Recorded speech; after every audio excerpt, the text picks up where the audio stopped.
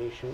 Last week, there was an agreement in this building, apparently, on allowing Israel into the visa waiver program. Now, when the law was passed back during the 113th Congress, I believe, Public Law 113-296, it stated clearly, the version that passed, that Israel must cease its discriminatory action against Palestinian Americans.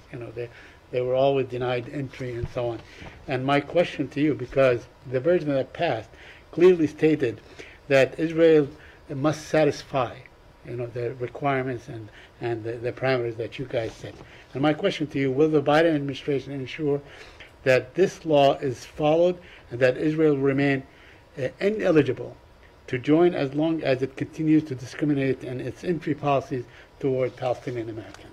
So when it comes to the visa waiver program in Israel, and this, I believe, was mentioned in the readout of the president's meeting with the prime minister as well, we support steps in the bilateral relationship that would be beneficial to both of our peoples. And one such step is working together towards Israel fulfilling the requirements of the program, of the visa waiver program. The Secretary of Homeland Security, in consultation with the Secretary of State, is authorized to designate countries to participate in this program, the VWP, provided that the countries meet all the requirements. Our experts have been in talks. Obviously, in recent days, there have been higher level talks, and we're prepared to enhance consultations as Israel works on addressing the program's requirements.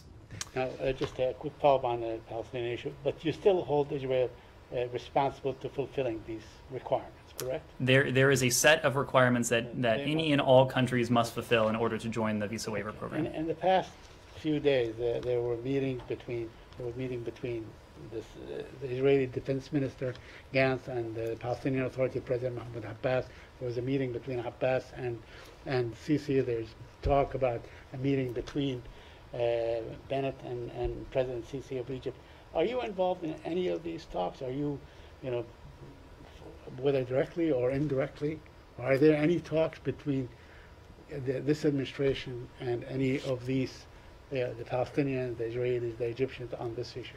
Well, when it comes to Israel's engagements with its neighbors, with other regional stakeholders, or the Palestinian Authority's engagements or meetings, we would refer you to those entities to detail that. But what I can say broadly is that we applaud the parties doing whatever they can to maximize productive communications that we hope throughout the region with Israel, with the Palestinian Authority, will reduce tensions and improve the situation on the ground. This administration believes that a negotiated two-state solution is the best way to resolve the Israeli-Palestinian conflict, and we have made clear on a number of occasions that Israelis and Palestinians alike deserve to share equal measures of safety, of security, of prosperity, and dignity, and that is what we continue to work towards. I'll take a final question. One small one on India.